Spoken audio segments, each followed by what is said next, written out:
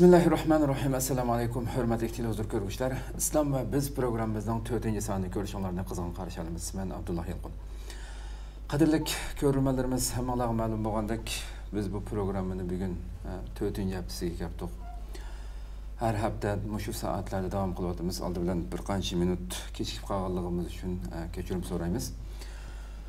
Bu programmamizda biz islomimizni texnik tafsiliy tunishib chiqish uchun hurmatli ustoz hammalar tunishib bo'lgan mayli yozmalar bilan bo'lsin, kitoblar bilan bo'lsin, tunishib bo'lgan Sharq Turkiston ulamolar birligi a'zosi ustoz Abdurahmon Jamol Kashg'ariyni taklif qilib davomlashtiryapmiz. Oldi bilan men qimmatli vaqtini chiqarib har hafta o'sha ko'p qadam tashrif qilayotgan ustozga ko'pdan ko'p rahmat aytaman.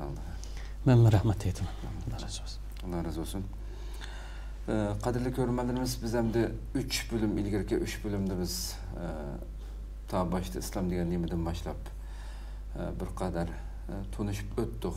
Bugun 4-bölümde bu mübarek ay Ramazan münasebeti bilan tunji qilib bu programning 4-soni o'tkazganlik uchun bugun biz temamizni Ramazanning bu ulug' ayninki feyz rahmatlardan biroz texnik tunishib chiqish uchun temamizni bununla qo'ydirgan bo'ldik.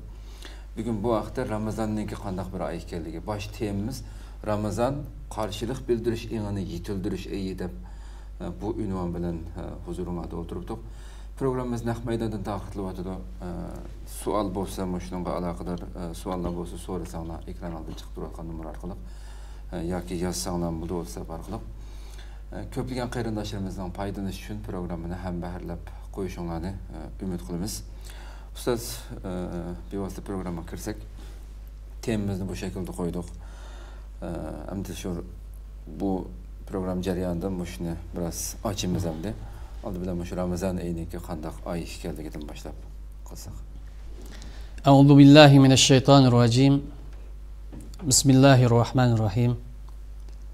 Bizga hidoyat ve Ramazan ayini nisib qilgan Alloh subhanahu va taologa cheksiz hamd sana bo'lsin. Va bizning hidoyat topishimizga vosita bo'lgan insoniyatning faxri bo'lgan Muhammad alayhisalomga duo salomlar bo'lsin. Maqsad kelsak, Ramazan qanday oy? Bu ayni biroz tunishib chiqish to'g'ri ekan. Chunki Ramazan oyi biz musulmonlarning doktorxonasi. Bizning doktorimiz hem doğrumuz. Bu Ramazan ayında insaniyetga rahmat, merhamet, adalet, erkinlik, şifa olup kelgan Kur'an-ı Kerim nazil bo'lgan bir aydır. Kur'an-ı Kerim Ramazan ayının faziletini bizge bayan qilib, Şahru Ramazan allazi unzila fil Kur'an huden linnas ve beyinatin minel furqan. Ramazan ayı Kur'an-ı Kerim tushgan ay. Hidayet ay. Haq bilan batil ya to'g'rilan xatoning nima ekanligini ayirib turadigan ashida ulug' kitob tushgan bir ay. Bu Ramazan ayida bizning qilish tegishlik vazifamiz birinchi qilib Alloh bilan bo'lgan aloqamizni yaxshilaydigan. O'zimizdagi har turli nachar illatlarni tuzadigan. Ramazonning ruhidan foydalanib ma'naviyatimizni jonlantiradigan. Kelar Ramazon qadar hayot safarimizga ketaylik. Yoki bu ulug' safarimizga moy qiladigan bir punktdan iborat. Ramazan ayı o'zining ruhoniyligi bilan bizni yangidan tarbiyalab chiqadi. Agar biz ovoz qo'sha olsak, iymonimizni oshiradi, nafsimizni poklaydi va shaytonning turli vasvasa yo'llarini to'xtatadi yoki cheklamay qo'yadi. Bu ayda musulmonlar o'zaro bir-biriga mehr shafqat ko'rsatadi. İqtisadi olgan, imkoniyati olgan musulmonlar ojiz, kambag'al musulmonlarga ko'yinish orqali ijtimoiy kipillik madaniyatini yaratdi. Bu ayda musulmon yana bir musulmonga yoki boshqa bir insonga zulm qilmagan bo'lsa ham hech qanday zarar vermaydigan, hech qanday ziyon yetkazmaydigan, insoniyat faxrlanadigan madaniyatni yaratadigan bir oy. Tillab qolib qolsimi, o'zini tutib oladigan, urushib qolib qolsimi, o'zini tutib oladigan ayda bir oy. Ramazon oyi boshqa oylarga o'xshamaydigan bir oy. Bu oyda Alloh bilan bo'lgan aloqamizni yaxshilab, taqvoligimizni oshirishimiz lozim. Allohning bizga bergan cheksiz ne'matlarini eslashimiz lozim. İctimai kipillik madaniyatini barpo qilishimiz lozim. Isil axloqlarni yetildirishimiz lozim. O'zimizdagi passiv holatlardan qutulishimiz lozim. Qarindoshlik, birlik degan qo'sh bu tuyg'uni amali namoyon qilishimiz lozim. Bu Ramazon oyininki xarakteri yoki ruhidan iborat. Ko'pchilik bir xato o'sha temizdan başlayamızın Ramazan qarşılıq bildiriş ingini yetildirilgan bir ay deb qo'ydik. Bunu biraz açsak bunu qanday? Ramazon oyi dastlab bizga ro'za tutish ingini yetildirdi. Ro'zani nima uchun tutamiz? Qanday tutamiz? Buning javob tepish lozim musulmon bo'lgan keyin. Shuningdek birlikda har turli illatlarga, har turli kasallarga, mayli moddiy kasal bo'lsin, mayli ma'naviy kasal bo'lib qolsin, bunga taqobil turish, qarshi turish, ruhini yetildirish uchun ma'naviy jihatdan va moddiy jihatimizni cheniqtiradigan va bizni isloh qiladigan bir maktabni o'zi yoki isloh qiladigan markazni o'zi. Agar biz Ramazondan unumli foydalanib qolib qolsak, nurg'un ishlarimiz yaxshilanib ketadi. Agar biz Ramazon oyiga to'g'ri muomala qila olsak, Ramazon oyiga zulmga qarshi iqtidor yetildiradigan, mustamlik qarshi ongsaviya yetildiradigan, nodonlik qarshi bilim ma'rifat oshiradigan, zulm qarshi adolat angini o'stiradigan, gunoh ma'siyatlar qarshi jang e'lon qiladigan oy degan bu tuyg'u keladi deb qolsa, bizning nurg'un qiyinchiligimiz o'zligidan hal bo'ldi. Ramazon demak taqobil turish angini yetildirish. Raqobat angini yetildirish. Jang e'lon qilish demak. Nimaga jang e'lon qilamiz? Gunoh ma'siyatlarga jang e'lon qilamiz. Islom dini cheklagan ishlarga jang e'lon qilamiz. Zulmga jang e'lon qilamiz. Adolatsizlik jang e'lon qilamiz. insonlik dafsanda qilinib qolib qolsa, uningga sukut qilmasdan jang e'lon qilamiz. Mahkumlik chiqib qolgan bo'lsa, uning sukut qilmasdan yoki rozi bo'lmasdan uning jang e'lon qilamiz. Ramazon bizni mana mushundaq ruh bilan tarbiyalaydigan bir oy. Qarab boqaylik. Nurg'unlagan davlatlar o'zining qurolli armiyalarini cheniqtirdi. Manevr o'tkazdi. Nima uchun shunday qildi? Nishoni aniq. Maqsadi aniq. Urush bo'lib qolsa, g'alaba qozonish. Bu Ramazon bizni cheniqtirdi. Biz cheniqtirish markazi edik. Islohot markazi edik. Tarbiyalash markazi edik. Islom tarixiga qarab baqsak, nurg'unlagan buyuk sharaflar, nurg'unlagan urushlarda qo'lga kelgan g'alabalar Ramazon edi qo'lga keldi. Bu tasodifiylikmi? Tasodifiylik emas. Masalan, Badr jangi Ramazonda bo'lgan. Xandak jangi Ramazonda bo'lgan. Makka fathi Ramazonda bo'lgan. İspaniya ko'rishi Ramazonda bo'lgan. Mo'g'ullar qarshi bo'lgan Ayni Jalut, xristianlar bilan bo'lgan Huttayn ma'rakasi va uningdan boshqa cho'ng janglarning hammasi Ramazonda bo'lib, natijalar qo'lga kelgan, g'alaba bilan oxirlashgan. Agar Ramazon oyi odamni bo'shda o'tadigan, irodasiz qilib qo'yadigan, tugashtirib o'tadigan, yo kasalman qilib qo'yadigan, yo uxultib qo'yadigan bo'lsa, bu g'alabalar qo'lga kelmasi bo'ladi. Ramazonning fazli bilan, ruhaniyati bilan, Ramazonning cheniqtirishi bilan bu g'alabalarning qo'lga kelganligi bizga nurg'un darslarni, saboqlarni berdi. Qur'oni Karim bizga Ramazon tutishda nima uchun Ramazon tutamiz? Maqsad nima? Buningdan oladigan foyda nima degan dars berib, senda bor, mayli shaxs bo'lgan, jamiyat bo'lgan, millat bo'lgan, o'zingda barliq kasallarga taqobil tut. Barlıq illatlarni isloh qildi. Ma'naviy ojizlik, bo'shanlik bo'lgan bo'lsa, buningga taqobil turish eng yetildi. Buning yo'l yo'riq berib Qur'oni Karimda Estağfirullah ya eyyuhellezina amanu kutiba alaykumus siyam kama kutiba alellezina min qablikum la'allakum tattaqun. Müminlar deydi. Bu Ramazan ilgirki ummatlarga farz qilingan sizlarga xos emas. Bu Ramazanning hikmati bor deydi. Buning maqsadi bor deydi. Maqsad la'allakum tattaqun. Taqvo bo'lish. Odam bo'lish. Musulmondek yashash, dinning ruhini o'zlashtirish. Ramazan tutishdan maqsad yemek içmektin ve halal cüpte olan ayarlı yakınlaştı çekilmiş maksat emas. Çünkü ayet kerime bizga la'allakum tattaqun de. Siz bir narsa var de.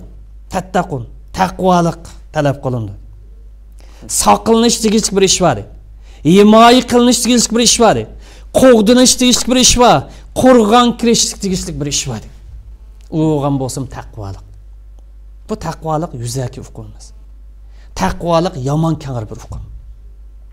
Taqvolik demek meyli Ramazanda olsun, Ramazan'ınki başka vaqt bo'lib qolsin, dinning ko'rsatmasi bilan yashash ruhini yetildirish demektir. İlahi vahiyning taqozosi bo'yicha yashash ruhini yetishtirish demektir.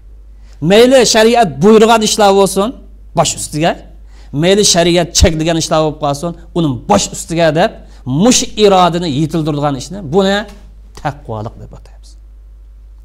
Taqvolik dinimizning ruhi. Dinimizning asosi. Hayotlikning asosi. Qalbimizning, ruhimizning asosli g'izasi. Ramazan tutishga maqsadni taqvolikdir. Bu taqvolik nishon shu vaqtning o'zida vosita. Ramazan nima uchun tutamiz? La'allakum tattaqun. Senda mush qobiliyat o'ssin. Mush qobiliyat bo'shab ketgan bo'lsa asl kelsin. Buni g'oya ham vosita deymiz. Buni vosita ekanligi, g'oya ekanligi aniq. Vosita ekanligining dalili nima? Dalili bu. Va tazawwadu fa inna khayra zadi taqwa wattaquni ya ul albab. Mayqachilarni o'zingizga deydi. O'zingni jonlantiringlar deydi. Aktif ruhliq holat kelinglar. Sizlar qachilaydigan eng isilmay, o'zinglarni kuchlantirgan eng isil ta'minot taqvolik. Bu taqvolik kim xitob qilyapti? Kimga tashabbus qilyapti? Vattaquni yaul albab. Aqlinglar bo'lsa, aql iste'mol qilgan bo'lsanglar, taqvolikni oziqlaninglar. Sizlar oziqlanish tegishlik yoki moy qachilash tegishlik eng isil narsa, eng muhim narsa, eng kuchli narsa taqvolikdan iborat. Yuqorgi oyatda la'allakum tattaqun degan oyatda Ramazanning g'oyasini bayon qilib berdi. Shu vaqtning o'zida buni biz vosita dedik. Bu nimaga vosita? Ikkinchi bir g'oyaning vositasi. Taqvolik Ramazan tutishdan biz olmoqchi bo'lgan birinchi g'oya, shu vaqtning o'zida ikkinchi bir g'oyaningki vositasi. İkinci g'oya nima deydi? İrodilik bo'lish. Ruhliq bo'lish. Dinning ko'rsatmasi bo'yicha har zaman yashashga iqtidor yetildirish. Ramazan aydamas, Ramazandan keyin, bundan keyin hayotimizda kelar Ramazan qadar mush dinning ko'rsatmasi bo'yicha itoat qilib, bo'ysunib yashash ruhini yetildirish. Bu ikinci g'oya. Endi oyat qarasak kutiba alaykumus siyam kama kutiba alellezina min qablikum la'allakum tattaqun degan yerda bu taqvolikdan iborat maqsadni har bir musulmon tushunadi. Shuning buningga boshqa ishorat kelmadi. Ammo ikkinchi oyatda va tazawwadu fa inna khayra zadi taqwa wattaqun ya ulul albab degan yerda taqvodor bo'linglar, taqvodorlikdan foydalaninglar, ruhiy holatni yuksaltiringlar degan bu yerda ishorat ya xitob ya ko'rsatma buyruq kim kelyapsa, aql egilar kelyapti. O'ylaninglar, tafakkur qilinglar, izlaninglar. Demek İslam'nınki meyli roza olsun, namaz olsun, zakat, hac ve onundan başka asaslardaki maksatlarını ve bu maksatның nişanlarını tep çıkışını ayet kerime kimge tapşırıvatır? Aql egilerge. Kılıyatkan ibadetin maksat gayelerini ve bununki bu dünyada netice kazanış için, dünyada açtı vasıf kılıp kullanış için faydalanış karakterini tep çıkıdığalık kimse aql egilerge. Demek bu ayetning taqazzosiga asosan taqvolik beslishish orqali, raqobatlashish orqali qo'lga keltirish tegishlik eng halqiliq nuqta. Birinchi oyat la'allakum tattaqun degan bu oyat barliq musulmonlarning taqvo bo'lish buyurmoqda, farz qilmoqda. Shu vaqtning o'zida aqlva odamlarni alayda xos buyurib, sizlar boshqalar qarg'ava taqimmi taqvodir bo'linglar dedi. Bu qobiliyatni o'zingizda o'stiringlar dedi. Chunki gunoh ma'siyatga taqobil turg'un bo'lgan qo'rg'on taqvolik. Zulmga qarshi taqobil turg'un bo'lgan qo'rg'on taqvolik. Allohni yaratquchi deb e'tirof qilish, uningdan boshqa har qanday narsani iloh sifatida e'tirof qilmaslik, insonni insonga o'xshash, barobar deb e'tirof qilish bu taqvolikqa munosabatlik. Shuning uchun bu taqvolikqa alayda ahamiyat beringlar. Buning asosan bu taqvolik deganimiz yemek içmek bilan cheklanib qolmaydi.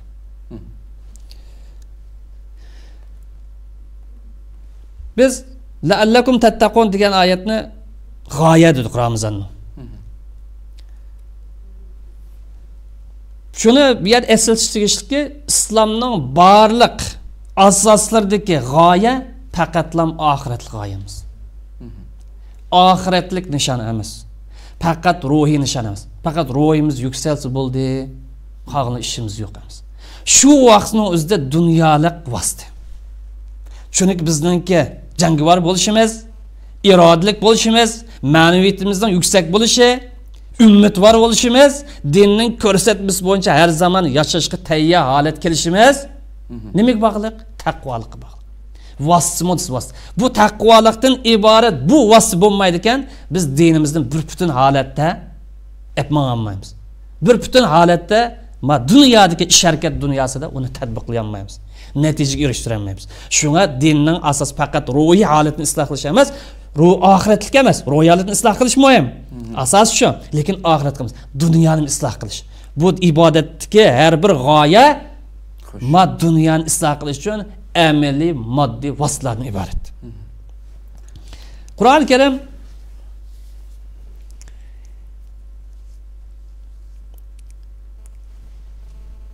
va tazawwadu fa inna khayraz zadi taqwa vattaquni ya ulul albab deganni mutlaq shaklda o'tirib qo'ydi. Garchi bu oyat hajdan keyin bayon qilingan bo'lsa-mu, faqat hajga xos emas. Umumiy ibodatlar İslamdaki agar her bir ko'rsatmada yoki prinsipda ya qimmat qarashdi bu badi. Maqsad taqvolik. Mush ruhni yetildirish lozim. Bo'libmi aql egalari buningga alayda kuch chiqarish lozim. Shuningga asosan boshda qo'ygan temamiz Ramazondan maqsad taqobil turish engini yetildirish. Qarshi turish engini yetildirish. Jang e'lon qilish ruhini yetildirish. Bu nimaga bog'liq desa, taqvolikdan iborat g'oyaga va vositaga bog'liq. Öz nefsiga qarshi jang e'lon qilish, qarshi turish va Alloh cheklagan har qanday bir ishdan yana oladigan bir shaklda. Bu yerda biz taqvolikdan so'z ochildi.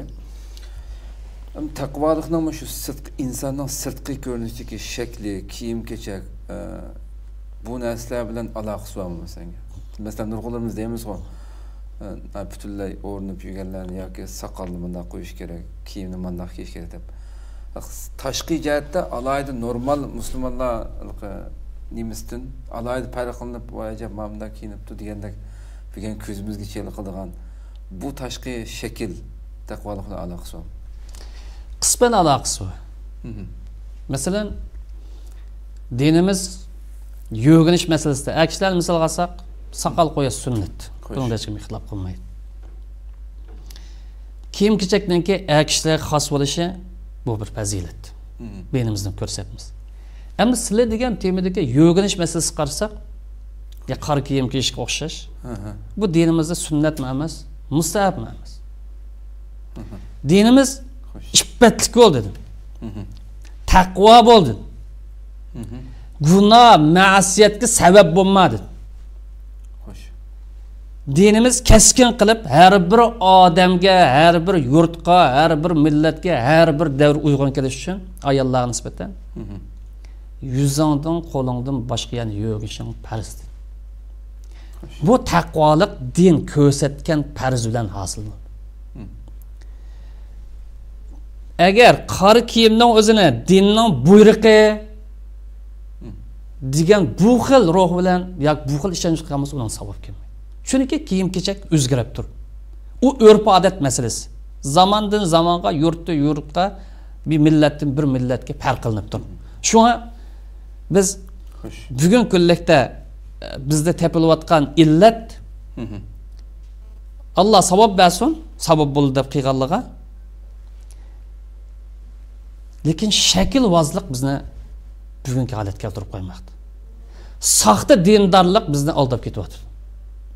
Belki bir azdan keyingi temalarimizda bir az kengra to'xtalishimiz mumkin sizlar degan bu temalar haqida. Haqiqatan echishga texnik echishga tegishli masalachi bu hamda jamiyatda mavjud bo'lib turayotgan bir masala bo'lgan ekan ham mushunda bir iqlimning paydo bo'lishiga sabab bo'lgan narsa zot nima degandek. Agar oldimizga keladigan shu bo'lsa o'tkazuvda kammasa hozir oldimizga keldi.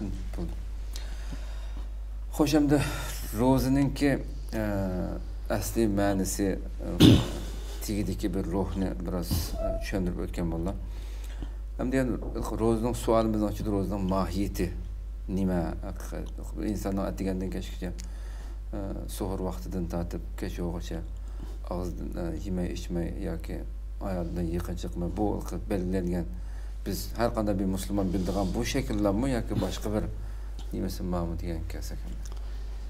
Ro'za desa buni ko'plagan musulmonlarning tonishida yem-ichmakdan va ayol yaqinlashishdan cheklanish deb tushun. Xo'sh. Bu bir ro'z degan so'zning bir ifodalanish, tonishtirilish. Ro'zini buzuvdigan mashina diqqat qilinglar demiş. Xo'sh. Lekin maqsad nima? Nima uchun yemasa, yema dedi. Nima uchun sen bu halol narsani ichmaydi dedi. Nima uchun nikohlab olgan ayolni yaqinlashmaydi? Bir g'oya bor bu. Bir maqsad var, nishon bor. Buni tap chiqish bu bizni boshqacha ruhga ekildi. Samimiylikka ekildi. Haqiqiy musulmonlarchilikka ekildi. Ro'zning maqsadi faqatlam ro'zini buzuvdigan yeb ichish, tincha yeb ichib cheklanib qolmasdan, balki uningdan boshqa harom ishlardan cheklanish. Gunoh ma'siyatlardan o'zini kontrol qilish. Masalan, yolg'on so'zlaydigan, boshqalarni qo'yotadigan, saxtpazlik qiladigan, jasuslik qiladigan, suxanchilik qiladigan, g'ayvat qiladigan harom ishlar va musibat. Mavi ishlardan saqlanish bu ro'zininki taqazzas. Ro'zininki moyit. Shuning uchun ro'zani bir tonishtirishda yolg'on gap qilmay, haq gap qilish, rost gap qilish deb kelgan. Nima uchun biz ro'zining moyitini bu qadar kengaytirib desak, biz musulmonlar dunyo hayotida natija qozonishimiz uchun, taraqqiy qilishimiz uchun, bizga o'xshash mahkum millat mahkumlikdan qutulish uchun islomning prinsiplarini, qimmat qarashlarini, ko'rsatmalarini bir butun holatda ijro qilishga mukallaf, mas'ul. Agar biz dinimizning bir qismini qabul qilib, bir qismini qabul qilmasak, yoki faqat bu ibodatlar oxirat bilan munosabatlik dunyo bilan aloqasi yo'q desak, biz ma dunyoda natija qozonolmaymiz. Maqsadimizga hosil bo'lolmaymiz, maqsadimizga yetolmaymiz. Agar biz islomning asosini, namozdan iborat, ro'zadan iborat, zakotdan, hajdan iborat bu asoslarni misol olsak, faqatlam oxiratlik deb qarasak, dunyo bilan aloqasi yo'q, dunyoda buning natijasi yo'q, dunyoda buning ta'siri yo'q. Bu bo'lmasimi, yana normal musulmon bo'g'ini bo'ladi deb qarab qolsa, u vaqtida nima ish yuz berdi? Bugun qo'shash dunyoning eng kanida qolamiz. Chunki biz oxirat deb qarab qoldik bunga. Dunyolik degan tushuncha kelganini unutmadik. mush ibodatlarninki oxiratda Allohning rozilik uchun jannatga erishishdan iborat bir vosita ekanligini to'nig'ini unutdik. Shuning uchun dunyoning eng oxirida qoldik. Eng kambag'al millat bo'lib qoldik.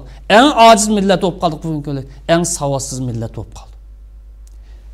İbadet, İslamdaki ibadetler, İslamdaki ko'rsatmalar buningki oxiratdagi va dunyolik va. Chunki dinimiz faqat oxirat uchun kelgan ruhoniy din emas, Hristiyan dini emas. Dunyo tarafga kelib oxiratni unutib qolgan materializmchamiz. Shuning uchun İslamning asoslarini faqat ruhoniy deb qarab, ijtimoiy hayotdan, siyosiy hayotdan, kishilik hayotdan, davlat hayotini ayirib qolib qolsak, bu aqlga tushmaydi. Ham dinimizning xarakteriga uyg'un kelmaydi. Davga vaqtida ro'za tutish va boshqa ibodatlarni ado qilishdan maqsad gadinimizga farzni ado qilish masalasi emas. Bu yer maqsad bu. Masalan, namoz o'qidik, gadandan saqit bo'l deymiz. Zakat berdik, saqit bo'l deymiz. Ro'za tutdik, saqit bo'l deymiz. Biz yuqori degandek har bir ibodatning nishoni va har bir ibodatning maqsadi va har ibodatningki vositasi va ikkinchi bir g'oya. Demak, har bir ibodatning g'oyasini va uning vositasini dunyoda amaliyotga oshirish. Shu orqali madaniyat yaratish va boshqa insoniyatga ulgu bo'lib, islomni eng go'zal shaklda taqdim qilish iborat. Bu xil ruhga biz mukallaf. Bu xil mas'uliyatga biz mukallaf. O'zimiz o'ngishlanmasak, o'zimiz taraqqiy qilolmasak, o'zimizning holini o'zimiz isloh qilolmasak, o'zimiz mahkumlikdan qutulolmasak, faqat buni oxirat deb qo'ysak, bugünkidek holat qolamiz. Xato tushunchaning sababidan bugungi so'rilib keldik. Dunyo bilan ibodatlarni yoki dinning ko'rsatmalarini yoki qimmat qarashlarini ayirib keldik. Bu sababdan bu xo'rlikdan qutula olmaymiz. Dunyoda natija qozonmay, mush ibodatlarni ko'rsatmalarni vasf qilib turib, dunyoda natija qozonmay Allohning roziligiga erisha olmaymiz. Bu sababdan Alloh taolo hadis qudusida bizga Ramazonning mohiyatini, maqsadini bayon qilib turadi. Hadis qudusida nima deydi? Kullu amali ibn Adam lah illa siyam. İnsanlar qilgan har bir ishida o'zining nafsini o'ylab qolgan, yo shaxsiy manfaatini o'ylab qolgan, yoki bir ko'z qilish o'ylab qolgan, ishtiqil bir illat kasaldan birisi bor. Ro'zadan boshqa deydi. Ro'zada bu xil nachar sifat yoki uning orlishib qolgan illat topilmaydi. Nimishqa? Chunki ro'za Alloh bilan banda orasidagi sirdir. Shuning uchun as-siyamu li va ana azzibi. Ro'zani banda meni deb tutdi, mukofotini o'zim beraman, hech kim buning hisobotiga aralasha olmaydi. Cheksiz hisobni beraman. Nimishqa? Samimiylik o'g'ashqa, ixlos o'g'ashqa, taqvolik ruhi o'g'ashqa, dinning ko'rsatmasi bo'yicha tu degan yer turib, yon degan yerdan yongan mohil ruhni o'zlashtirgan bo'g'achqa Alloh taolo mukofotini o'zim beraman. Bo'lmasa boshqa ibodatning mukofotini Alloh ber. Demak, mahil xislat, mahil taqvolik, mahil ixlos berilgan mukofot had hisobsiz o'g'achqa buning mukofotini o'zim beraman. Bu ro'zaning mohiyatini yon bir hadis taqim aytishadi Rasululloh. Man lam yada qawla zur vel amala bi falaysa lillahi haja fi ay yada ta'ama va sharab. Bir odam yolg'on gapni tashlamasa, yolg'on gapdan voz kechmasa, yolg'on gapning taqazzosi, ta'siri bilan ish qilishdan, yo pul topishdan, yo jon boqishdan to'xtatmasa, bu odamning yemek ichmagan tashlab qo'yib qiyg'ashdi ehtiyoj yo'q. Ya'ni foydasi yo'q. Ya'ni bu unumsiz ishdi. O'shiq avorchilik. Demak, bu yer samimiyat talab qilindi.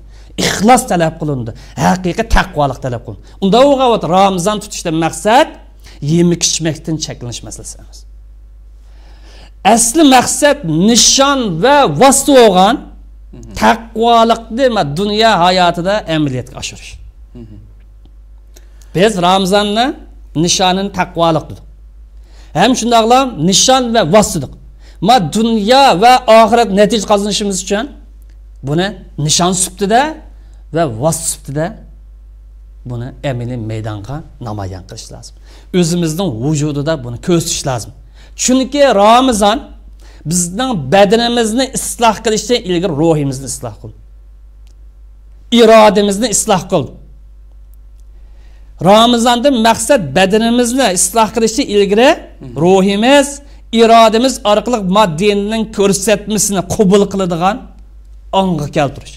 Dinning ko'rsatmasi mayli buyurgan bo'lsin, mayli to'sqan bo'lsin, uni bosh ustiga deb qabul qila oladigan, aynda hali chiniqtiradigan bir gazamatdan iborat. Shuning uchun mush Ramazon oyida pak halol ne'matlardan o'zini kontrol qila olgan, halol jubtidan o'zini kontrol qila olgan inson samimilik bilan ro'za tutgan bo'lsa, Allohning roziligini izlagan bo'lsa, mush dinning buyruq ekan bosh ustiga deyilgan bo'lsa, Ramazonning sirtiga chiqqan vaqtida 11 oy jarayonida Ramazonning ruhi bilan yashayadi. Munkar ishlardan, harom ishlardan, gunoh ishlardan o'zini torta oladi. Masalan, tamak chiqayotgan bo'lsa, tamak chekadigan inson bo'lsa, xato ishdan ki yengilroq. Tamakidan o'zini torta oladi. Ramazon tutib namoz o'qimaydigan bir inson bo'lgan bo'lsa, 5 vaqt o'qib qo'yib 4 vaqt o'qimaydigan bo'lsa, Ramazonning ruhi bilan, Ramazonning fazli bilan namoz o'qiydigan bo'l. Ayollarni misolga olsak, yog'liq atmay Ramazon tutadigan bo'lib qolsa, Ramazonni samimilik bilan tutgan bo'lsa, Alloh buyurgan farzkin deb, "Men same Ramazon imanan va ihtisaban", bosh ustiga Alloh buyurgan farzkin deb tutgan bo'lsa, yog'liqning o'zimi shariat buyurgan farzkin deb uningga keladigan bo'l. Ramazon insonga itoat ishlarni osonlashtirdi, taximmo qolayliqlashtirdi. Haqiqatan demek yani mahiyetinden bu asasi nişan amelge nişanga aşmay turib tutilgan roza Peygamber sallallahu aleyhi ve sellem bir hadisi var bazı insanların ki fakat rozasidan o fakat onun şu tatqan açqarışdan başqa şey yo'q. Ussuzluq qilib qolgandan boshqa narsaga erishmaydi. Bir shaklan bir shaklda bilan qilib qo'ygan bo'ldi degan narsa keldi. Xo'sh, endi rozaning da qanday tutamiz? Biz yuqorida ro'zaninki nishonini, maqsadini qisman o'tirib qo'ydik. Kelar kapda Alloh xohlasa ro'zaning maqsadlariga kiramiz. Biz tafsilotga kirmadik. Ro'zani ruhimiz bilan tutamiz. Aqlimiz bilan tutamiz, badanimiz bilan tutamiz. Badanimiz bilan tutish yemek-ichmakdan saqlanish dedik. Xo'sh. Va ro'zani buzdirg'ash. Ruhimiz bilan tutish taqvolikni oshirish, gunoh ma'siyatlarga jang e'lon qilish, dinning ko'rsatmasi xilof qilgan qaysi bir ish bo'lib qolsa, uni taqobil turishdir. Aqlimiz bilan qanday tutamiz? Aqlimizdagi shubhilar dinni qarta. Dinning ko'rsatmalarini qarta shubhi bo'lgan bo'lsa, uni paklash. Samimiyatsizlik bo'lgan bo'lsa, tugutish. Xo'sh. Og'zaki ya shakli musulmondachilik bo'lgan bo'lsa, bundan qutulib, dinimizning haqqiga bizni haqiqiy nijotlik boshlaydiganligiga aqlimizni qoyil qilishdi. Xo'sh. Agar biz ro'za tutib, mush yuqorqi omillarniki birisi tepilib, yan birisi tepilmay qolib qolsa, bu ro'zaning ta'siri ya qimmat ya to'van bo'lib qoldi. Ramazondan chiqib ketgandan keyin hayotda buningki ta'siri yo'q hisobda bo'ladi. Masalan, qaraydigan bo'lsak, ba'zi kishilar ro'za tutgan bilan shubhilik ishlardan cheklanmaydi. Harom ishlardan o'zini kontrol qilmaydi. Bu sababdan Rasululloh laysa siyam anil akli va shurb va innama siyam anil lagwi va rafat. Ro'za tutish yemek-ichmakdan o'zingni bosh qilganlik emas. Degandan tat namoz o'qishga yemek ichmadim, Ramazon tutdim degan bu Ramazon emas. Ramazonninki yo'li bor. Qanda tutilganlikda yo'l yo'riq bor. Lag'v, ahmiyatsiz ishlar, keraksiz ishlar, ziyonli ishlardan o'zingni torta olasan. Axloqsizlikdan o'zingni kontrol qila olasan. Og'zingning buzuqligidan, qo'lingning buzuqligidan, ko'zingning buzuqligidan, qo'lingning buzuqligidan va vijdoningning buzuqligidan o'zingni boshqara olasan, endi bu ro'za. Agar bu xil ruh tepilmay qolib qolsa, rubba soimin laysa lahu min siyami illa al-jud.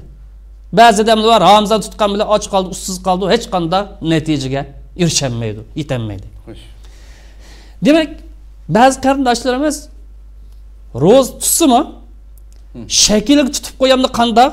Alloh o'zi bildi niyatni. Xo'sh. Ro'za tutgan bilan namoz o'qimaydi. Bo'lmasa namoz Ro'zadan ilgirki dinimizning turki birinchi ikkinchi darsimizda to'xtalgandek. Ro'za tutdi, zakat bermaydi. Bu islomning 5 turkdan birisi. Bu 5 turkni tutib, yana birini tutmaslik qo'limizdan birisidan yo putimizdan birisidan ayrilib qolgandek bir ish. Ayollar ro'za tutdi, 5 yalang'ochda kiyim-kechaklari egizpas. Ro'zaning ta'siri singmagan, axloqi qabul qilmagan, bosh ustiga degan yerda dinning ro'yida mang'unmagan. Yana ba'zi qarindoshlarimiz bor. Amal bo'lib qolsa bu dinni masjidga cheklab qo'yar. İctimai hayotimizga, iqtisodiy hayotimiz, siyosiy hayotimizga aralashtirmaymish. Boshqa yozsaq deb xiyol qilgan musulmonlar. Demak, bu qanday ro'za tutish bu? Bu ro'zaning maqsadi qani, nishoni qani, ta'siri qani? Biz haqiqiy musulmonmiz.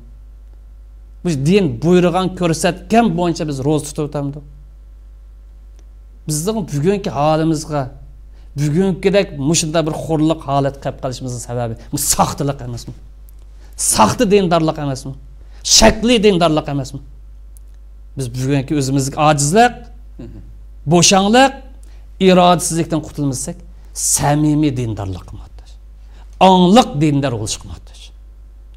U vaqtida ro'zani to'g'ri shaklda, to'g'ri yo'ldan tutib boramiz.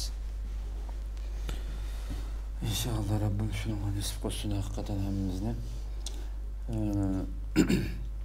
Hem de biraz beşini açkan vallahi hem de biz tekembek iş kirsek hem de biz bütün dünyadaki Müslümanların da yukarıda söylengen neslerinin köpüncesinden dünyadaki hem Müslümanlar nisibisine elevatkandak hem Müslümanların acizliği bu sürekli görürüz hem de.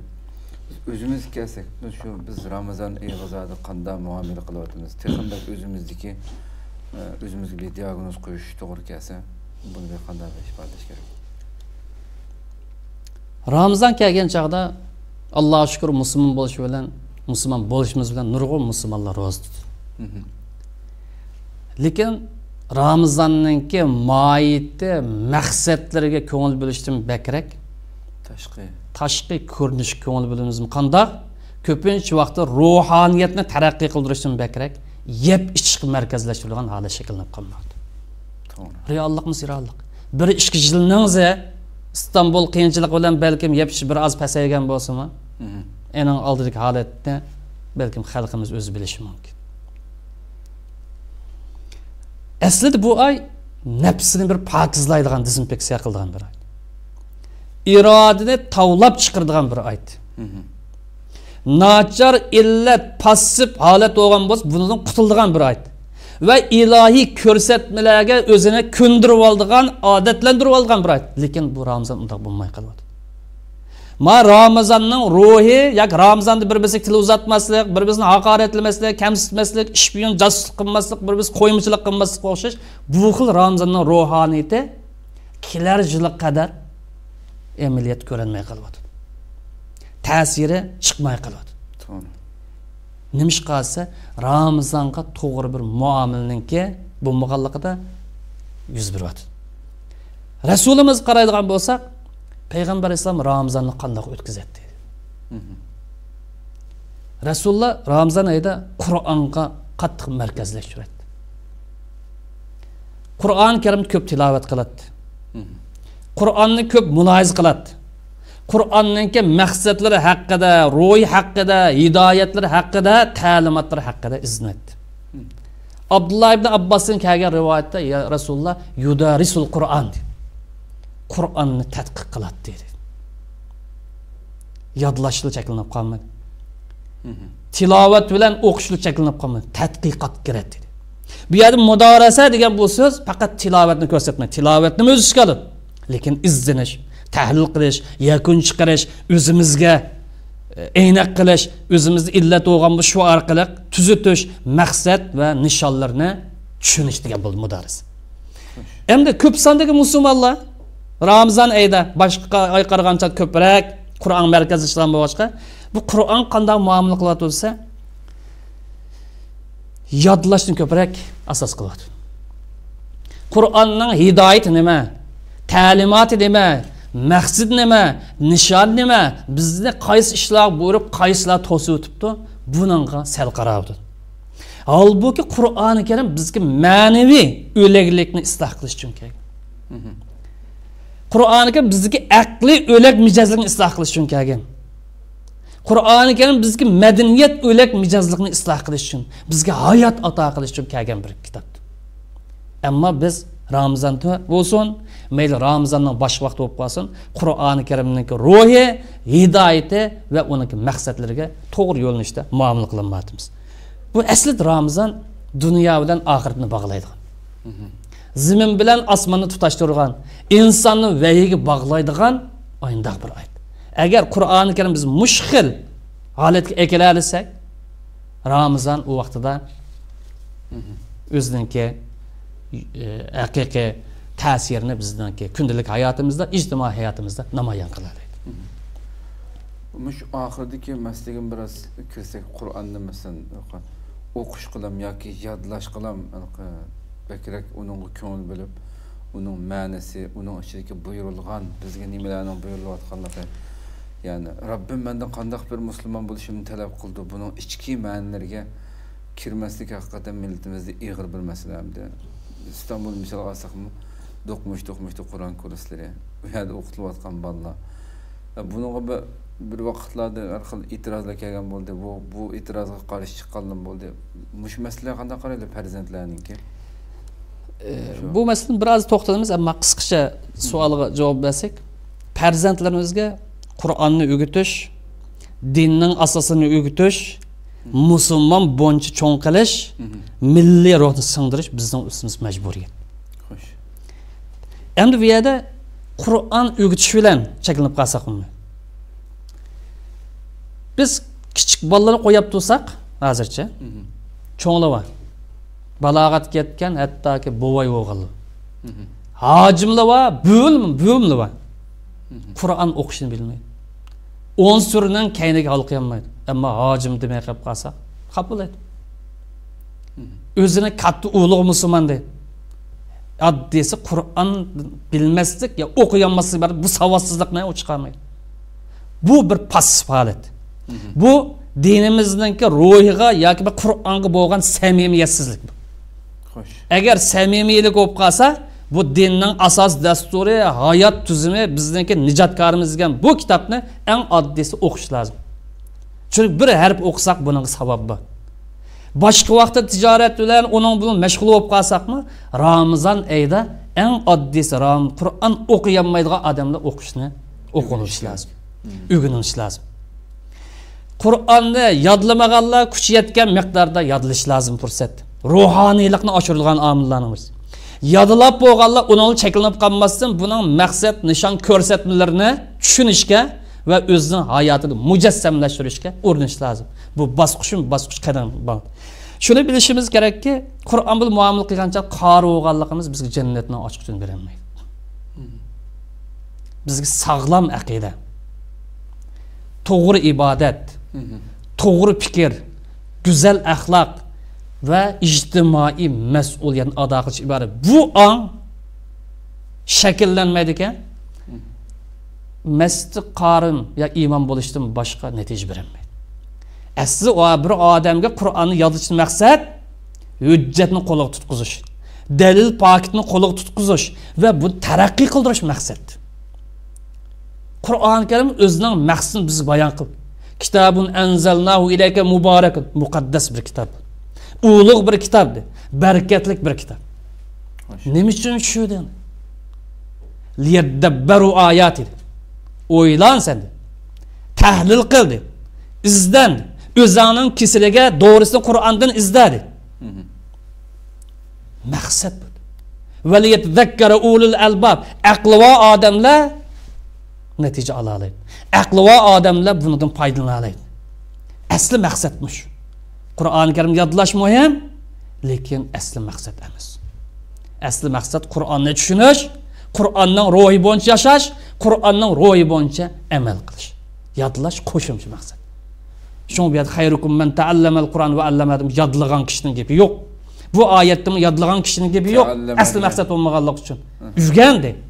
Bil, Düşen məqsədiga yetdi.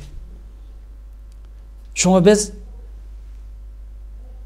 bir neçə ballarını qari qilish qilam mərkəzi bu mühim. Millet özünün kimligini saqlash uchun, aqida kimligini saqlash uchun qarilarni yetishtirish mühim. Lekin uning aqida yetishtirish bek mühim. Axloq yetishtirish mühim. Bir musulmon inson yetishtirish hammadan mühim.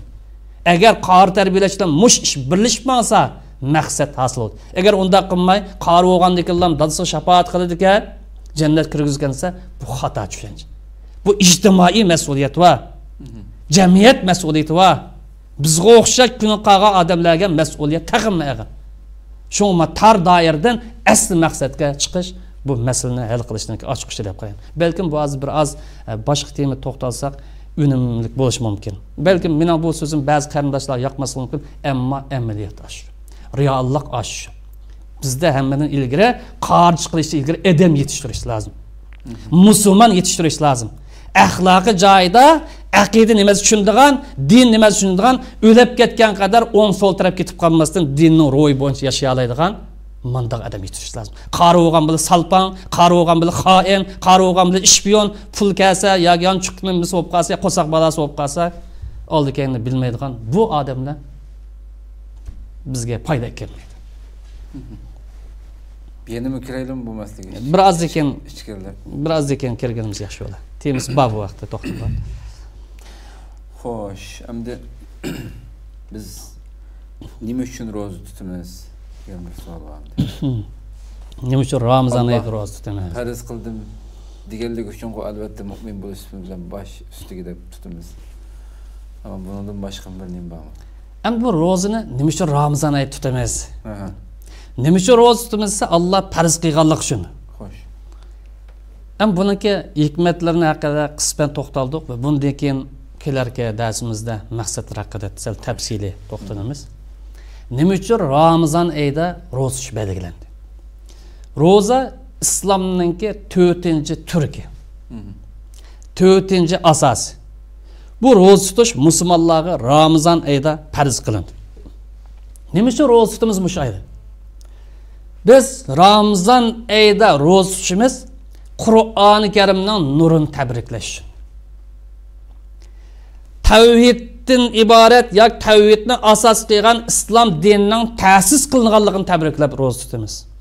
İslam ummetiningki mush Ramazon tug'ilganligini tabriklab roza tutamiz.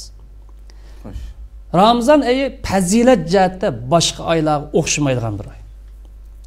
Chunki bu oyda qiyomat kun qadar davomlashadigan ilohiy vahiy nozil bo'lgan bir oy. Qiyomat kun qadar davomlashadigan ilohiy vahiy nozil bo'lgan bir oy. Bu oyda eng oxirgi ilohiy ta'limot eng ilg'or bo'lgan yoki eng yaxshi deb qaralgan bir ummat uchun nur chachqan bir oy. Qur'oni Karim yo'q bilan eng isl ummatlar. Amal bo'lgan chaqda, tushungan chaqda, tatbiq qilgan chaqda. Chunki ilgirk ummatlar payg'ambarni o'tadi. Alloh tushirib bergan vahiyni egizpas qilib dini xoinlik qil. Shu ilg'or ummat degan sifatni o'ldan aptashab Alloh taolo islom ummatiga qas millatdan qas davlatdan bo'lish qatnazar bu ummatga tutqazgan bir nur. Dinimiz din dunyo va oxirat bo'lib kelgan ayndaq bir din. Musho dinninki maydon kelganligini tabriklab roza tutamiz. Oylarning ichida faqatlam Ramazon oyining ismi Qur'oni Karim tilga olindi. Boshqa oylarning ismi tilga olinmadi.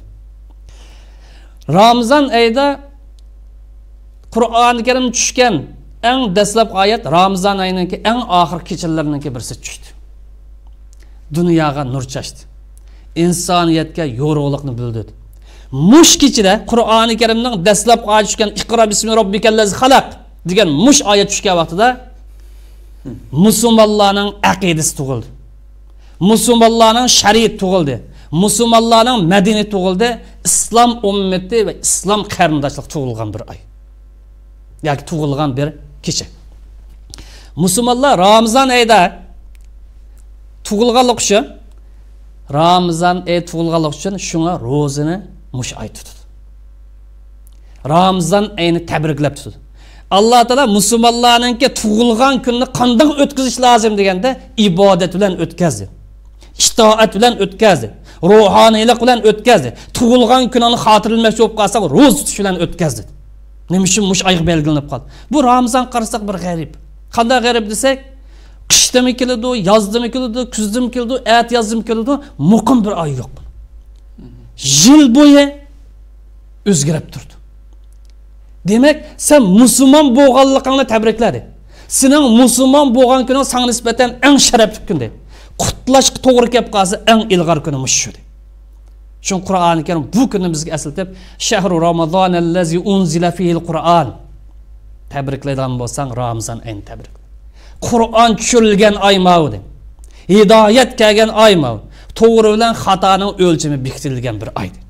Unda o'g'a vaqtida Ramazan ayda ro'za tutishimiz nima sababdansa aqidimiz, shariatimiz, prinsiplarimiz, madaniyatimiz, ummat o'g'anligimiz, dunyoviy musulmon qarindoshlik ruhining shakllanganligini tabriklab, bu sababdan Ramazan ayda ro'za tutamiz. Maqsadimiz. Hakikaten adam yani hakikaten oylanıcı adam resmi bu. Mesela bu normalde ya mesela her yılı 5. 6. ayda yapılan kadar şu yılın içinde fakat bir ay kalam emez.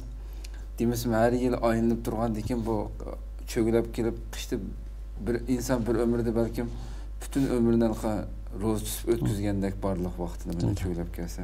Bütün aylarda tutup kalan da şu 12 ayın mesela. Xoş, şimdi Kur'an nazil bo'lgan bu ayni qanday tabriklaymiz? Bundan da ibiyatlı qo'ygan savolga bir az izohatni berishimiz mumkin.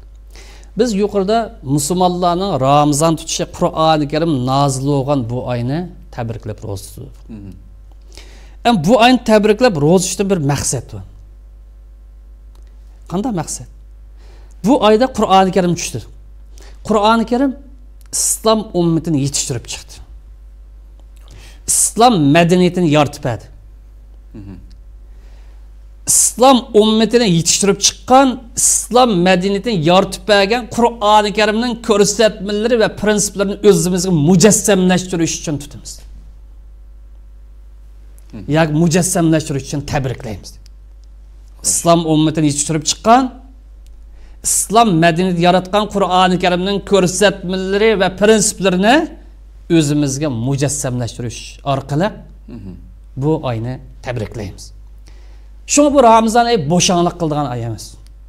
O'rinliq ko'rsatadigan bir oy emas. Yoki ishlab chiqarayotgan, ishlaydigan bo'lib qolsa, ishlab chiqarishni orqa chekindirgan bir oy emas kommunistlar tasvirlagan. Balki ma'naviy kuch-quvvat ato qildigan, ruh ato qildigan, odamiy iroda ato qildigan ayda tarbiyalash bir maktabidir. Dunyoning tarixini o'zgartgan, dunyoning yuzini o'zgartgan, burun qoldirib qarasak dunyodagi eng cho'ng jahongir davlatlarni muloqot qilib, dunyoning tarixini yuzini o'zgartgan. Bu Qur'oni Karimda nozil bo'lgan asl maqsad yodlash maqsad emas. Balki buni tushunish, maqsadlariga yetish, tahlil qilish, buningdan sabab natij qonuniyatlarini elish, aqidamizning asli mansab manbasi Qur'ondan elish, asli manba sifatida yo'l ko'rsatmasi sifatida foydalanish yoki buni dastur qilish uchun tushgan bir kitob. Yuqorida tilga olganimizdek kitobun anzalnahu ilayk muborak. Muborak kitob, muqaddas kitob. Maqsad nima desa liyadabbaru oyat. O'ylaninglar, izlaninglar, tekshiringlar, aqlinglarni ishlatinglar. Bu qiyomat kun qadar. Sahobalar davrida tadbir boshlangan, tadabbur qilish, o'ylanish, fikr qilish bugun qadar davomlashadi. Qiyomat kun qadar yana davomlashadi. İnsanın aqli har qancha taraqqiy qilib, har qancha ustun yuksak maqomga yetsimi, yanalam Qur'oni Karim uning bulaqadan suyini etib beradi. Mash'aladan yo'rug'liqni beradi. Mening aqli qobiliyatim bundan eshib ketdi, bundan boshqa mazmun chiqdi deyilmaydi. Qur'oni Karim ash darajadagi tugamas bulaq hadis sharif tilganliganda. Endi Qur'oni Karim qanday muomala qilamiz deganda, sahobalar ashirga mashhur sahoba Abdullah ibn Mas'udning bir so'zi bor. Biz sahabalarning qaysi biri 10 oyatni o'rgangan bo'lsa, 10 oyatni yodlagan bo'lsa, 10 oyatning taqazzosi nima? bu bizni nimaga buyuryapti, nima ishlarni to'siyapti. Buni bilmay turib ikkinchi 10 oyatga o'tmaydi. Kunda yodlaydigan oyatning miqdori 10 bo'lgan bo'lsa, biz ashlandagi maqsadlarni, nishonlarni, ko'rsatmani bilmay turib ikkinchi oyatga o'tmaydi deb Qur'on bilan to'g'ri muomala qilishdan yo'lni biz ko'rsatadi. İslam güllengen davr qarab baqsaq, qaysi bir davr qaraydi, islom gullangan davr qarab baqsaq, Qur'oni Karim tadqiqoti gullangan. Qur'oni Karim bilan bo'lgan muomala jonlangan.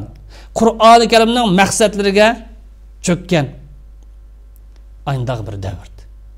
Shu Qur'oni Karimga chunqur muomala bo'lg'achqa, maqsad xarakterlik muomala bo'lg'achqa, musulmonlar dunyoning tarixini o'zgartirib gullanadigan. U davrda Qur'on tushunish asos qilingan, tahlil qilish asos qilingan, buni aqidaning asosi, axloqning asosi va hayotning tuzumi sifatida muomala qilish asos o'rin egallagan. Endi bugungi o'xshash keyinda qolgan, dunyoning orqada qolgan, 3-dunyo allar deb qaralgan arab dunyosi, biz o'lgan bo'lsak mahkumlikda bir yerda qolib qolgan. Bu zamonda nima ish yuz beryapti? Asli maqsad tashlanib qolib, yodlashib kirib ketibmiz. Yodlashni biz asli cho'ng g'oyaga chiqib boramiz. Qori chiqarishga markazlashiryapmiz. Ko'plab qori chiqarganlikni faxrlanyapmiz. Biz yuqori deganda qorini chiqarayli, Qur'onni yodiltayli, savodini chiqarayli, lekin maqsadni bildirayli. Hidoyatini tushunadigan holatga kelayli. Uningki ibratlarini ola oladigan bugungi reallik qarta Qur'onning hujjatini muhr bosgandek, tamuq bosgandek basa oladigan bu xil holat keltirayli. Asli maqsadimiz shu. Qur'onni tushunish bugun kunlik tashlanib qolmoqda. Qori oldimi ish bitdi. Bu millat Turkiyaga kelib bu masala bilan oldirash. Bugünkidek bir mahkumlik tushgan vaqtimi? Ma dinning tagi ruhini, mohiyatini o'rganish, biz samimiy musulmon bo'lish o'rniga Qur'on yodlatish bilan oldirash. Ya'ni uni yodlatma deganlik emas, yodlatish muhim dedik. Qo'shimcha maqsad dedik. Samimiy musulmon bo'lish uchun, dinni himoya qilish uchun Qur'on yodlash muhim. Lekin uning maqsadlarini bilish, tagi ruhiyatish, ma millatning davosini ustiga olish bu qarliq. Bu bir ichki jamiyatning masalasi emas. Uyg'ur davası, mayli Sharq Turkiston davası, bu butun millat qaysi bir odam musulmon bo'ladi ekan, bu millatning davası uning gadini bersin. Bu bir jamiyatning davası emas. Bu ulamolar birligining davası emas, yani bir tashkilotning davası. Birinchi qilib musulmonning davası. Birinchi qilib erkinlik tashlab olgan musulmonning davası. Birinchi qilib zulmga jang e'lon qilgan adolatni har qanday vaqtida asosliq turk deb qaraydigan musulmonning davası. Mandaq insonni yetishtirish bugungi maktablarimizda, bugungi madrasalarimizda, bugungi oilamizda, bugungi ansayimizda eng asosiy o'rinni egallash kerak. Qur'oni Karim o'zining asl ro'yi bilan musulmonlarga yorug'lik chiqaradi. Ozg'unlikdan hidoyat ne'matiga erishtiradigan. Madaniyatsizlikdan madaniyat holatiga, insoniy madaniyat holatiga keltiradigan kitob. Ruh ato qilgan kitob. Chiqish yo'l ato qilgan kitob. Ya ayyuhallazina amanu sajibu lillahi va lir-rasul idza da'akum lima yuhyikum. Men hayot yashaydisan. Yani insandek yaşaydısan, mevcutluğunu ispatlap yaşaydısan, musulmon loyiq ravishda yaşaydısan, Allah ve Allah'ın Resulü'nü ko'rsatmasiga bo'ysun. Mana şekilde muomala qilarsak, Qur'onga bu yo'li bilan kiralab qolib qolsa, bizning yo'limiz u vaqtida osonlashadi, yaqinlashadi. Allohga oson. Biz qachoniki samimiy musulmon bo'lgan vaqtida, qachoniki taqvolikni o'zimiz o'zlashtirgan vaqtida, qachoniki taqvolikni bizningki oxir umrimiz qadar yo'lning kompasi deb qaragan vaqtimizda, bu ruhni o'zimiz o'zlashtiradigan vaqtida Allohning nusrati emdin. Agar bu xil ruh bo'lmasa, saxta dindorlik bilan, Ramazon tutsaqmi shakli holat bilan yoki o'zimizni aldab yursak, bu o'zimizda musulmonlik davosini demek musulmonlik davası meydan o'ttirib chiqdi demek ummat davası avtomatik keldi degan. Musulmon bo'lgan xalqning davası avtomatik o'ttirib chiqdi degan gap. Bu amr ma'ruf nahiy munkardan iborat. Yaxshi bo'lib qolsa yetaklaydigan, bu yaxshi desa meniki oilam bilan cheklanmaydi. Bu jamiyatga ma'qudi, oilaga ma'qudi, yurtga ma'qudi, davlatga ma'qudi, ummatga ma'qudi. Yomon ishdan cheklash buning doirasimi oxirigacha ma'qudi. Biz kuchimiz yetadigan odamni munkardan to'sadigan, ammo kuchimiz sal yetmay qolib qolsa, siyosiy munkar, eng chong zulm siyosiy zulm, bundan kelgan chaqda sukut qildigan, bosh egadigan ashunda holatga kelib qoldik. Alloh hammamizga muvaffaqiyat, hidoyat taqdir qilsin. Hakikaten usta nayeti güzel bir temalarga dikkat çektiler mi? Bu abay şu roz meselesi mi hakikaten şu şekil cihetten hem yemek içmek cihetten ben bir kaç yıl burun bir nimini anlattım. Hatta Türkiye'de çok ustazlarının ki bu şu en yemek içmekten çekilindiğin bir rozu bir iyi Müslüman İslam dünyasında istatistiklerde en köp tamak yıldığın ayetlik şuuf kılıqlıqan. Aslında belki del eksici buluşu talep kılınan bir ayda yemek içmek mi? Ramazan'dan sırtı diye yemeydiğin tamaklarını yediğin ve en iyisini yediğin aşında yemek içmek acayip bir nimberdiğin bir ayrı şekilli kep kılıp bu rozunun hakiki hikmeti talep kılınan neyse yoqab ketip şekilli kılıp xuddi bir bazı bir bayram o'xshash faoliyat qutilundigan. Aşında bir xil nima kirib qolganligi va buning chuqur hal qilinishi keraklik to'g'riliq maqolalar va nimalar yozilgan tamdi. Mush oxirida siz tilg'alib o'tgan bu masala haqiqatan bir jiddiy masala. Bu silmi shu hozir yuzlanayotimiz, yodoldirishga yuzlanayotimiz. Shu İstanbuldagi masalan 10 kishilar shu Qur'on kurslari u bu narsalarningki sohiblari yoki shu yerda elib berilayotgan narsa sizcha shu talab qilingan g'oyaga yetayotgan bir shaklda bo'lyaptimi yoki qaysi shaklda? Ruhiy elib etilgan shu qari yetish, qarg'ularcha shunday shakl menyaptimi? Ustoz qanday bo'lsa shogird aynan yetib chiqdi deb xulosalasam balki yetarli bo'lishi mumkin. Bugungi dek mushunda bir holatda yashayotimiz. Ening oldidagi kunlarimizmi bir az yaxshi olsunmi degan yaxshi emasdi. Chunki erkin e'tiqod, erkin ibodat, erkin bir nafas ki erishamagandik. Xo'sh. Bu mas'uliyat birinchi bo'lib biz xalqning mas'uliyati. Biz musulmonlik da'vosi qilgan odamlarning mas'uliyati. Bu xalqni bilmaydi deydi. Bu xalqni millat xarakterlik, men millat xarakterlik demoqchi. Xo'sh. Millat biz bir butun millat bo'lish bilan tayoqni biz yedik. Unda o'ga vaqtda bu tayoq raddiya berish bu millatning mas'uliyati. Endi xos bir madrasa bo'lsin yoki maktab bo'lsin, xos yaqin bo'lib qolsin, bu millatning kimligiga vakillik qilib, millatningki aqidasini hurmatlab, madaniyatini kuchlantiradigan holatda elib berilsa, bu natija chiqadi. Agar millatlik kar yo'q, uning bilan karim yo'q, faqatla mushni qilib qo'ysam, mening mas'uliyatim tugdi desa, kim qiladi bu mas'uliyatni? Buna bu savol javob topish lozim.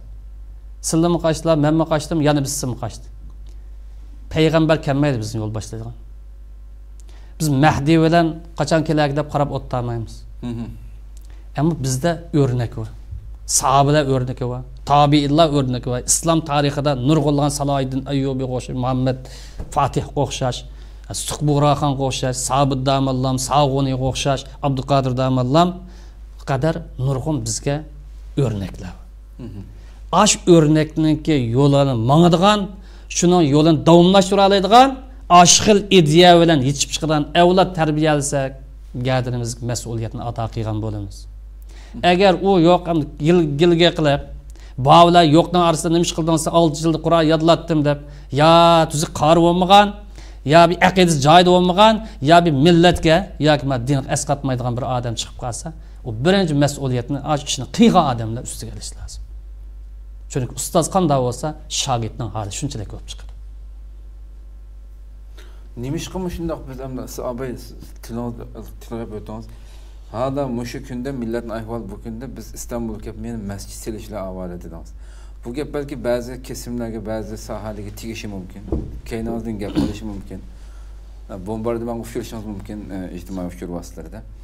Buni nima qilishimiz kerak aslida biz? Masalan, Istanbuldagi bir yerda nega qarasa masalan Qur'on kurslari, siz bir kuzatuvchi bo'lish to'g'ridan qarasangiz, demakki hozir bu ishning yo'lida mangmayotganligi aniq, ya'ni asli qilinishga tegishli ish nimati bu vaqt biraz açsak bilen. Belki murakkab temadan bizga so'qlamaydi. Asli temamiz bilan munosabati yo'q. O'zimning shaxsiy ko'z qarashim sifatida deb baqay. Balkim ba'zi qarindoshlarim xafa bo'lishi mumkin. U ayrim masala. Haqiqat haq bo'lsin yani. Biz Turkiyada muhojir bir millat.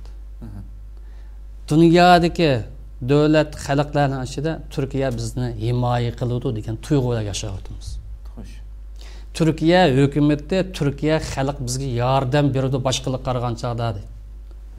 Musulmonlik bilan bir millat bo'lishimiz bilan aqidamizning o'xshash bo'lishi bilan biz yordam beradi degan tuyg'ular yashayapmiz. Elhamdülillah aqidamiz o'xshash. Hatta mazhabimiz ham o'xshash. Xo'sh. Bu yerda biz masjidga ehtiyojimiz yo'q. Qas bir mahallaga borsak, masjid topildi, Xudoga shukr. Biz samimiy musulmon yetishtiradigan, sog'lom e'tiqod yetishtiradigan, go'zal axloq tarbiyalaydigan, millatning mas'uliyatini ustiga oladigan odam yetishtiradigan o'ringa muhtoj. Bu o'rinni nima deb atayli? Biz elib berayotgan faoliyat shuni maqsad qilib qolsa alhamdulillah. Maqsad bu bo'lsin. Endi Ramazonda Turkiya mo'yida qarsak, Ramazonni tez suratda o'qiydi ekan. Normal holatda yarim soatda o'qiydi ekan ba'zi masjidlar, masalan men o'qigan masjidlarda. Qur'on ba'zi yerda tamom qildi ekan, ba'zi yerda tamom qilmaydi ekan. Xo'sh. Ramazonda ruhoniylikni oshirish biz muhimdir. Ruhoniylikni oshirish, ma'naviyatni oshirishdan eng muhim vositalardan birisi Qur'oni Karimdir. Bu oyda Qur'oni Karim o'qish, Qur'oni Karim bilan shug'ullanish eng yaxshi omildir. Endi qarindoshlarimiz mush oyda bir yig'ilib, tarovihni o'zimiz o'qib, duoni jiqroq qilib, bu Qur'oni Karimni to'liq bir anglaylik desa, bu yaxshi ish. Bu jamiyatda tepilmayotgan ishdan birisi. Bu tarafini olqishlaymiz. Bu tarafini qo'llaymiz. Ammo u maqsad qilinmay, faqatla namoz maqsad qilinib qolsa, boshqa masjidlar bilan farq yo'q bir narsaga aylandi. Asli bu yerda Uyg'urlar muhtoj bo'layotgan narsa cho'ng bir zal shaklda yig'ilib, o'zini qarindoshligini oshiradigan, uchrashmaganlar uchrashadigan, fikr birlik hosil qiladigan, qarindosh birlik hosil qiladigan bir gavda, bir tashkilot, bir xil ruh, faqatla bir guruhlikdan iborat bu xil ongni yetishtiradigan markazga ehtiyojimiz bor. Agar yangidan salgan masjid mush rolni ado qila olsa, alhamdulillah. Chunki bu ulamolar ashning qushog'ida buni ochqish ulamolarniki nimasiga o'xshaydi. Men anglashimiz tafsilotini o'qib ketmayman. Buni umid qilamiz. Xo'sh. Buni orzu qilamiz. Agar bu emas faqat 5 vaqt namoz o'qib turadigan holat bo'lib qolsa, boshqa masjiddan faqat naqab qolsa, uningga bu millatningga ehtiyoji yo'q. Chunki na qarsak masjid bu. Chunki mening bunda deyishimdagi sabab biz Turkiya xalqiga muhtoj, Turkiya davlatiga muhtojdir. Muhojir bir millat. Biz bu jamiyatda aqidamiz o'xshash, ibodatimiz o'xshash, tilimiz o'xshash, madaniyatimiz o'xshash, mavjudligimiz, aslimiz o'xshash bir millat bilan bir giralishib yashashga, ishi kirib singib yashashga muhtoj. Yordam berishimiz uchun. Agar u holat bo'lmay, bavlar yo'qning orasida, xuddi ikki dengizning orasidagi fasilga o'xshash holat shakllanib qolib qolsa, har qancha qilsak bu ayrim turadigan, ner turadigan deydigan ma'qul ongni berib qo'ysak, ba'zi ishlarimiz bilan u vaqtida hukumatninki keldigan millatga keldigan yordami, bu yerdagi muhojirlarga keldigan yardım balkim ta'sir chiqishi mumkin. Ammo niyat yaxshi bo'ldi ekan, buning oxiri natijaga olib boradiganligiga ishonchim bor. Qilayotgan kishilarniki yaxshiligida, qo'rg'uvchilarniki isilligida, yetaklovchilarniki yaxshiligida shak yo'q. Inshaalloh o'ninki yaxshiligini olib boradiganligiga ishonchim bor. O'quvchilar masalasi uchun kurslar. Men bek tafsili bilib ketmagan bo'lsam, bunga hozir javob beraman. Azroq qisman bilaman. Shu tafsilroq bilgan vaqtda javob to'xtay. Tamam, inshaalloh. Xayr, ko'pdan ko'p rahmat. Programmamizning vaqtimi to'shib qoldi zaten. İnşallah yana bir qatorliq suhbatda davom qilamiz.